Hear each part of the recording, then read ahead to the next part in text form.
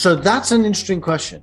How does one live awake, let's say, in a society where at least 60%, I would imagine it's probably more, are completely asleep?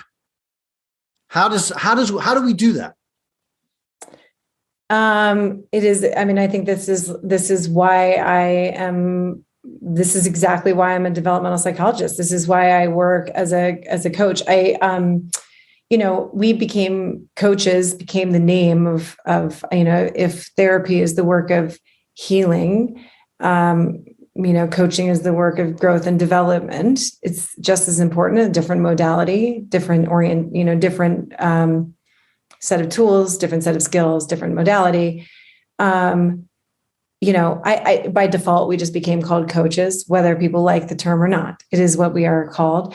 And I think that there is, I have a bit of a crusade to try to explain to people that adult development is just as important as child development. We don't stop developing just because we turn 25 and then we're done. We are developing from cradle to grave. We're always growing and developing. It's part of the experience of being a human. And we should be as actively engaged in it as an adult as we are, as children. The structure of childhood is set up to attend to these developmental milestones occurring. But the way that we engage with adulthood is sort of like, you're cooked, you're done, off you go. And that's it. So people then are like, I'm having a crisis at 40 and something's wrong with me. It's like, no, you're emerging into new developmental stages and there's no structural support for this as an adult. Nor is there really any discussion. And the way that we think about it in adulthood is really, quote unquote, self-help, which to some extent, I think is a pejorative description of the work of adult development. It sort of implies something's wrong with you and that you're someone who needs some sort of self-help. You need help, as opposed to, no, I'm engaging in the central task of humaning, and that is growing and developing. And you're either engaging with it or you're defaulting into it, right? So I think that we have not prioritized, like in terms of in the world, in the psychological literature, I think that, it's when my interest in positive psychology was to focus on, we've spent so much time in psychology focusing on pathology and disease and disorder, which is important. But what about, what it means to be the 80% walking wounded out there that are not diagnosed with some kind of, 20% on average at any given time is diagnosed with some kind of clinical, whether it's depression, anxiety, personality disorder, something else. It's high. It's not low. It's high. That still leaves the vast majority of people with no support, no help, no a psychology that doesn't actually address the needs of growth and development, but it's addressing the needs of mitigation, right? So, I think that my interest is, how do we help move this conversation in a sophisticated way? We think about child development in an extremely sophisticated way, because what's happening to a child in those early developmental years is extraordinary. The kind of, psychological, moral, physical growth that's occurring is unbelievable. And then we're sort of like, okay, we're in adulthood. We'll just leave it to like self-help gurus. It's like nuts. And I'm not, by the way, I love me a motivational talk. Like, don't get me wrong. I'm like, I can get really pumped up and jazzed if I go to hear someone give a motivational talk. But I think, the work that people are doing, let's say in communities like AA, or I'm thinking like, Richard Rohr as a Catholic theologian, he's a monk, but I think he was a very interesting spiritual thinker and leader. I think the work that they're doing, talking about like spiritual maturity, in the whole AA movement, is providing a program, some kind of framework to do the work of one's growth and development. It's, how does one live a good life? How does one live in alignment with their values? How do you do that daily, making those daily choices? Do you have the support to do that? Most people don't.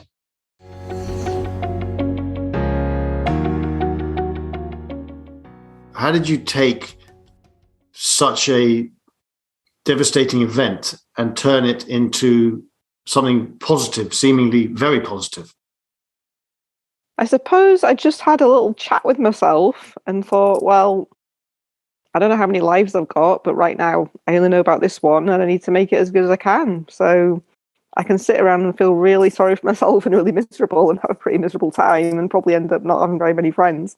Or, crack on with it and make the most out of this new life and focus on what I can do instead of what I can't and just go out there and so my first big dream laid in hospital became to cycle across the Himalayas. So that was the dream that the poster stuck on the ceiling that I looked at for about 3 months turned into a reality, but pedaling across the Himalayas on a handbike instead.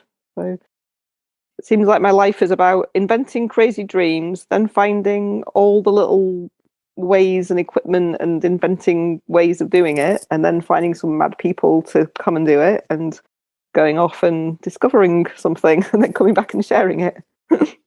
That's amazing. I mean, how did you feel when you completed that journey of hand cycling around the Himalayas? You said across, like in what sense? Because the Himalayas are pretty big. So the first trip I did there was cycling from Kazakhstan, so Central Asia, across into China and then across the Karakoram down into Pakistan. So, I mean, that was quite a long time ago now. I've been paralyzed for 30 years. So that was just like a couple of years after I was paralyzed. So it was way back when borders were barely open and countries were not, roads weren't tarmac. The Chinese hadn't put tarmac anywhere at that point in time. So it was pretty rough. But I suppose when we do something we never think we can, it gives us just that little bit more hope and belief that there's more we can do. And so I guess that's what that journey did. It was like a rite of passage in a way, just going, okay, there's lots of other crazy things that are possible then if we can do this. So yeah, it's probably led to defining some of my life purpose really, which I guess is around just helping us all open our minds to realizing how much we limit ourselves with our minds. And I do that. We all do that, right? We all do that. Yeah. Like if someone's listening that is limiting themselves, which is basically everyone is listening, how can they unlimit themselves? How can I unlimit myself?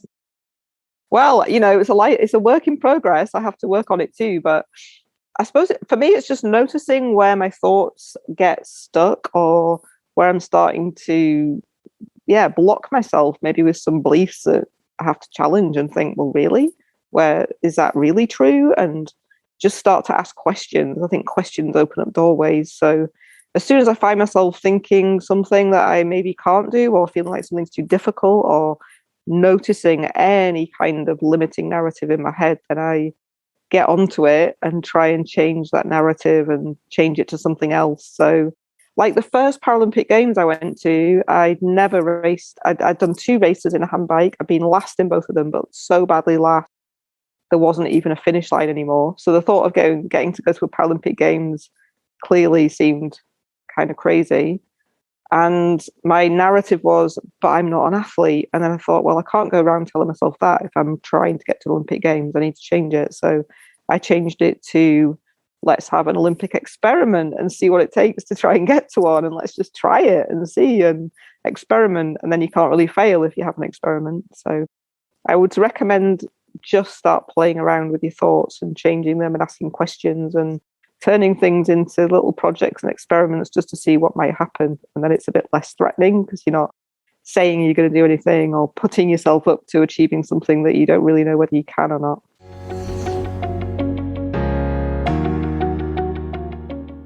The funny thing about the North Pole is that there is nothing there.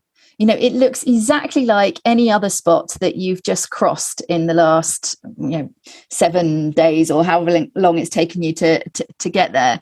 And so it's really, that old cliche about it's not about the destination, it's about the journey.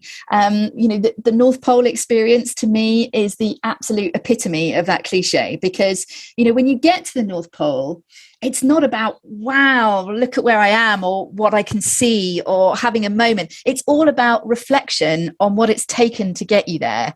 And it's that sense of relief and achievement and shared experience with those people that you're with, of suddenly knowing that you can overcome what has felt like absolutely inconceivable obstacles, and you've got there. So it's all about, it's almost not the place, it's about the journey that it has been to get there, not just on the ice, but all those months and years of training and preparation and fundraising and everything else that it's taken to get you there. So it's kind of a weird moment, because you are at the top of the world, it doesn't, and the moment that you get there, of course, you're not at the North Pole anymore, because the ice that you're standing on is quite thin and floating around on the top of the Arctic Ocean. So although it feels like you're on solid land, it is actually just a floating bit of ice that you're stood on. So as soon as you get there, almost immediately, that bit of ice that you're stood on has moved on by, pushed by the currents of the ocean beneath it and the atmosphere, the wind and things above it. So almost immediately, you're no longer precisely at the North Pole. And when I first realized that, when I got there the first time on skis, I felt a little bit disappointed. It was like, we've already drifted off the North Pole. You can never be there for too long. But then I realized that this particular point on the ice was only ever going to be our North Pole. It could never be anybody else's. It was our North Pole for that one moment of time, for this one collection of people. And that was it. And I kind of liked that. It felt a bit sort of exclusive and momentous. It's a bit like, when you see a rainbow, no one else can see that exact same rainbow. Even if someone stood right next to you, they're seeing a slightly different rainbow to you. And I kind of like that feeling of having something that's all your own and exclusively yours. That's pretty wonderful, I think. Do you know, you just taught me something. Well, you taught me a lot, but you taught me that I thought the North Pole, this is going to make me sound a bit silly, but whatever. I thought that the North Pole was land. So the North Pole isn't land. A lot of people do. So it's not silly at all. No. So when we refer to the Arctic, of course, we're referring to a much wider region. But right at the top of our planet is the Arctic Ocean, which freezes over with this layer of ice. Which as of yet, doesn't ever completely go away, although it's heading in that direction. But at the moment, it never completely goes away.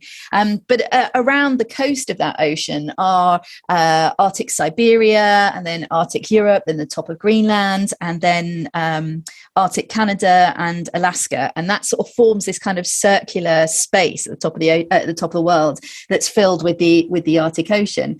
And so it's that kind of, when you say the North Pole, the North Pole is not quite in the middle of the ocean. It's closer to the top of Greenland than it is to the other side. But that frozen ocean is where the North Pole is. So to reach it, you have to ski over the frozen ocean. You have to leave land behind you. Wow. Tell me, is Captain Scott's cabin on the North Pole or the South Pole? Captain Scott, his cabin that's very famous, that's down in Antarctica on the Ross Sea side of Antarctica, and it's sort of been preserved as a historic monument. And I have never been there. My husband has, on an expedition that I was supposed to be with him on, but I got pregnant. Well, I was pregnant, so we decided it probably wasn't advisable for me to go because I was quite far along. So I couldn't go, but he went and he took lots of pictures for me and all the rest of it. But I don't think I'll ever forgive him for going on that expedition without me, because I would love to go to that hut, just to get that moment of touching history. When you hold in your hands an artifact that's been held by one of your heroes or that has been momentous in it, it's a moment of connection with something that's past, and that kaleidoscope of time is really quite wonderful.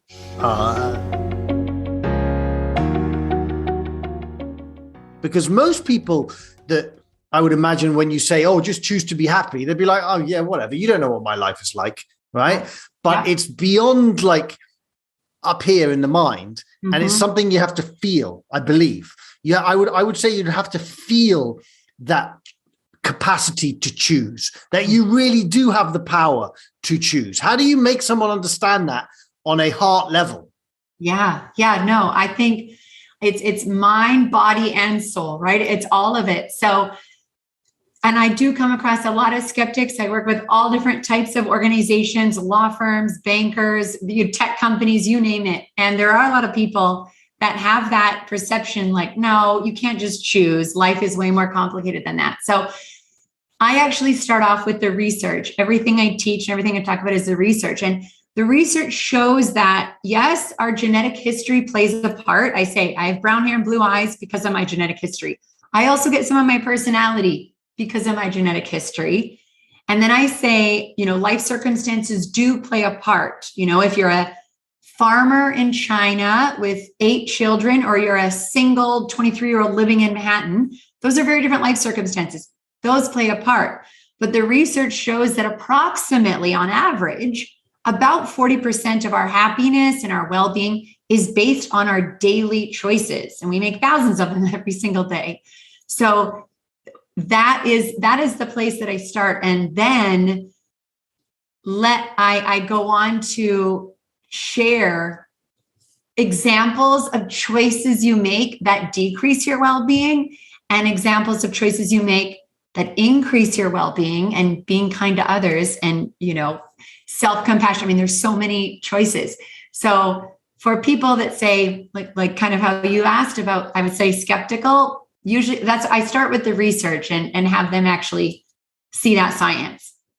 So what are, let's say, 3 choices that we can make to go down the path of happiness, and 3 choices that we can make, not that anyone would want to, but that we make to go down the path of not happiness? Yes. So I will say both of those lists are extremely long. There's so many. I'll give you 3 of each. So 3 on the path to more happiness and well-being is intellectual well-being. So this is learning and growing. So being always a student, whether you're learning another language, learning guitar, learning about a culture, learning how to write a book, learning your boss's job, just spending time each week learning. Learning's directly connected to happiness. That's one. The second is helping others, whether that be helping people, helping animals, helping Mother Earth. Turning attention off of yourself and helping others is another very strong one.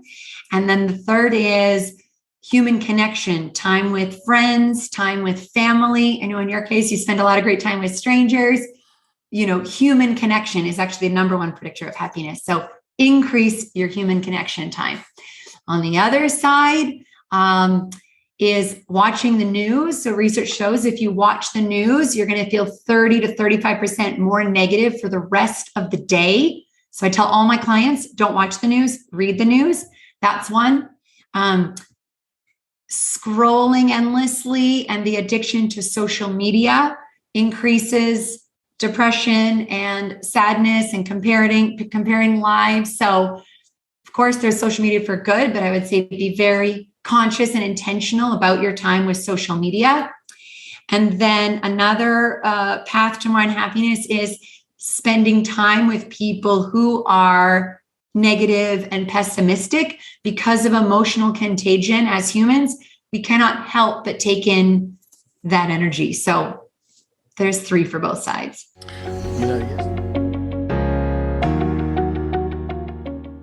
How do you protect yourself? And not just how do you protect yourself as a journalist working in the news, but as a human being, right? Yeah. But as a human being, how do you protect yourself, your heart, your energy, your love, your compassion, your humanity? It is a lot of work. That is the lift for me. That is the lift, because I am not doing things the way I used to, and I am not approaching them. I'm 51 years old now. when you travel a bit, you start to realize, okay, that didn't serve me, or this isn't working. I've got to find another way to do it. I was thinking about throwing the baby out with the bathwater. I took a break after my last job. After CNN, I was at HLN, their sister station, for 2-3 years. I had my own show. And then I was, as they say in the business, on the beach for about 1.5 years. And I was like, okay, I think it's time. Yet deeply inside me, I knew it wasn't. But I couldn't figure out how to do exactly what you're talking about. I guess I'm a bit of an empath. I am a sponge. I feel people's energies. I absorb all of this. I do what I can to not, I know it's going to sound crazy, but I'm not on Twitter all the time. I'm not watching cable news in my home. I manage the amount of flow in. I know how to get my news and information. I choose when I do it. I'm very careful to use a method that I know isn't triggering to me. And then I also create a space. My home is my sanctuary. My friends and my partner are all very supportive and understanding of the fact that I have to turn off, right, from that and unplug from it. I do a lot of work spiritually to protect myself. I do a lot of meditation. I start my day in prayer and I end my day in prayer. And basically the commute, which in Los Angeles, no joke. Although I go in at 4:00 in the morning, so it's not as much of a commute. But in that time, I'm in prayer and thanksgiving. And for those of you that aren't believers and just think that but I'll tell you, it is what is helping me do this. I fill my cup up as much as I can. I know who I am. I know whose I am. And so when I go into broadcast, I try to do my best. And I did some work with somebody. I remember several years ago, after the horrifying Vegas massacre, it hit home in Los Angeles because of the adjacency to Vegas, right? Everybody pops over there for the weekend or whatever.